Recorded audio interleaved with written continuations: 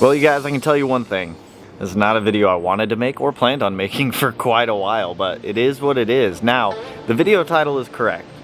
The EG33 has lived its days, all 650 miles that I was able to put on this motor. Before we had I'm not going to call it a catastrophic failure, but we had a failure that took out the engine. And it's not tuning related, it's not dyno related, it's probably not related to anything that you guys may think. Now this is going to be a little bit shorter of a video and mainly a talking one, but yes, our EG33 is, it's met its match. And as you can see right there, that is a mechanical oil pressure gauge that is hooked up to the engine. We no longer have oil pressure. Now, like I said, this video is mainly going to be a talking video for you guys. Mainly talking about what I think went wrong, what the game plan is, and what we're doing here. So, the STI at some point lost oil pressure. It didn't happen on the dyno because if it would have happened on the dyno, the engine would have literally melted and blew up from all the heat and no lubrication. So it happened after the dyno, and I have a feeling it happened on the street hit that Josh and I did when it came off of the dyno. Now, the car was running good. The only issue we were having was sync loss up top in the higher end of the RPM band, probably from heat soak, either in the shielded wires or the sensors themselves. Now, when it comes to losing oil pressure, there's really only a couple factors that can really cause oil pressure loss. That's a failing oil pump, which I highly doubt it's the oil pump because it's an RCM 12mm oil pump, which should have been totally fine for this setup. It could have been a clogged oil galley, but I highly doubt that because we have literally no oil pressure at all. Clogged oil galley, we would still get some oil pressure, just not a lot. And the third is the oil pickup, which is what I think it is. I'm pretty sure we broke the oil pickup on that street hit that we did. The car has solid engine mounts on it. Solid engine mounts create a lot of vibration, and that vibration gets absorbed by literally everything in the engine bay and everything around the car. So I'm fairly certain that we broke our oil pickup on the STI. Now, because we broke the oil pickup, it's like, if you don't know what happens when you break your oil pickup, this was a common problem on older GD chassis Subarus. The SVX engine, obviously from it being from the early to mid 90s, is not immune to a similar problem. Because right now we do have a stock oil pickup in the car because there aren't any aftermarket options yet. Let me specify that, yet. So Sunday morning when we all got back from Josh's, I pulled the car off the trailer and it was sounding a little bit funny. We couldn't get it started to be able to pull it onto the trailer after Josh and I broke down. That was the last time we tried. It started up when we pulled it off the trailer, pulled it into the driveway. Everything was, for the most part, okay. It sounded a little pissed off, but I kind of just attributed that to maybe it was a failing sensor or something along those lines, since those are the issues that we were running into. Slept it off, edited the video for the dyno stuff on Sunday, came out Monday morning to start the car to see if I could figure out some stuff. I replaced the accessory drive belt, did a couple other smaller things to maybe it was a quick remedy solution. Not all. Started the engine to sound pissed off. So I was like, all right, what's going on? I swapped the oil pressure sensor because we killed one of the oil pressure sensors on the dyno from engine vibration, and we know that we killed one of the sensors way early on. And if we would have lost oil pressure and it was indeed a verified oil pressure loss and we kept dynoing, like I said, the car would have blown up on the dyno. It wasn't that. So because we verified that we had no oil pressure on both of the sensors, I was like, all right, maybe this sensor is also bad, because I pulled the old fuel pressure sensor that I had sitting around, which is the same sensor, put it in there as an oil pressure sensor, and still zero oil PSI. That's when we hooked up the mechanical gauge. Oh, it's Matt. So at that point, that's when Matt and I hooked up a mechanical oil pressure gauge to the engine. A mechanical oil pressure gauge isn't going to lie. You literally hook it up straight to an oil galley. If there's oil pressure, it's gonna tell you there's oil pressure. If there's no oil pressure, it's obviously gonna sit at zero. And that's exactly what this mechanical oil pressure gauge did.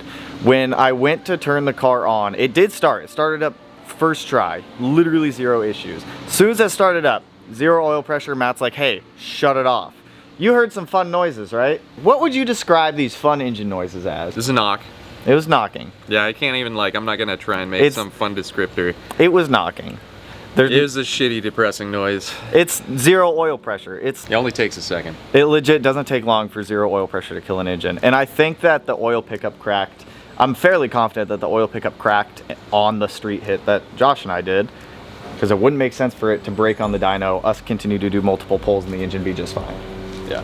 So the only logical reason that we would have zero oil pressure is I hit it too hard on the street, broke the welds on the oil pickup. It's like when you try to drink through a straw you get from McDonald's and there's a hole in it and it just doesn't work. You might get the times where you try and stab it through and it like bends and cracks. Yeah, you might get a little bit of fluid up into your mouth, but you're not getting the full effect.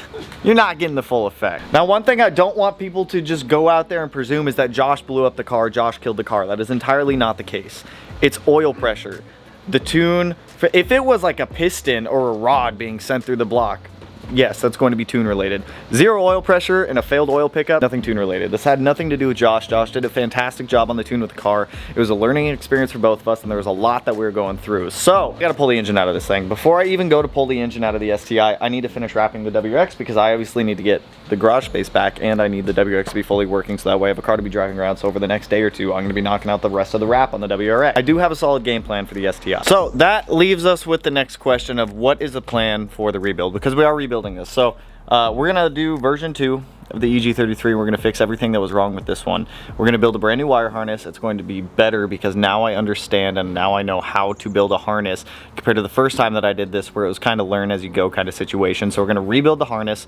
I'm selling that PTE 6870. We're just gonna step it up to the 7675 that I've been wanting on this car. So the 6870 will go for sale. I was debating putting it on the WRX, but I want the WRX to have a slightly smaller turbo for the street. So I'll probably do an FP black or maybe a rotated 6262 on that one. The fuel injectors, those are getting sold. The 1300s, we're gonna step it up to 2000s or 2150s from FIC.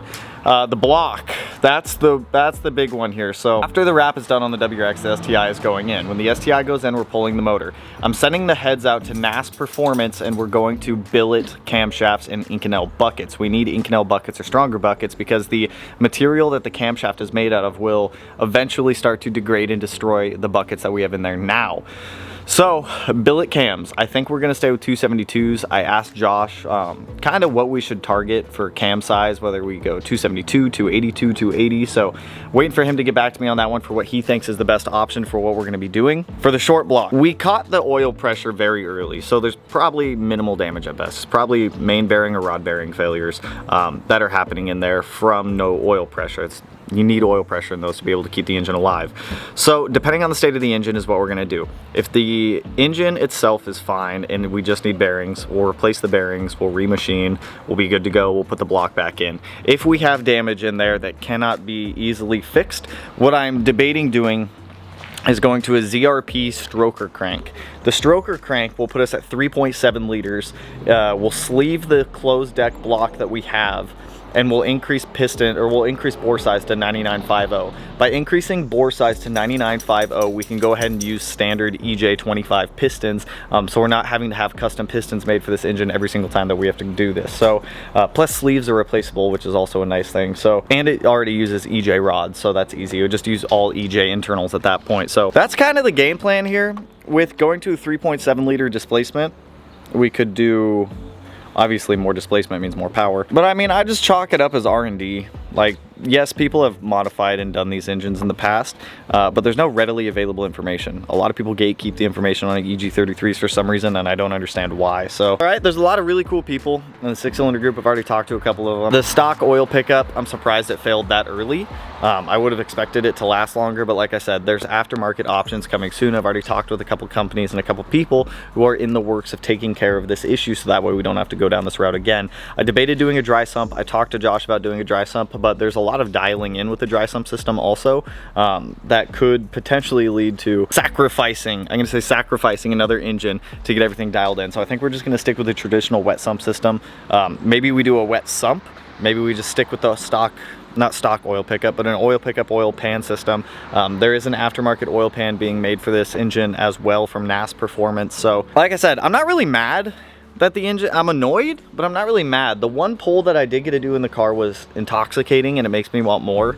So I'm not gonna just stop. I feel like this is the point for a lot of people in the car world where they call it quits and they just stop and they either sell the car, go back to stock, sell the car, go back to stock, keep the car.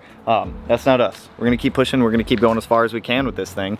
Yeah, it's gonna cost more money, but in the end, it's gonna be better. Version 2 is gonna be a lot better than version 1. Version 1 was awesome. It was a huge learning experience.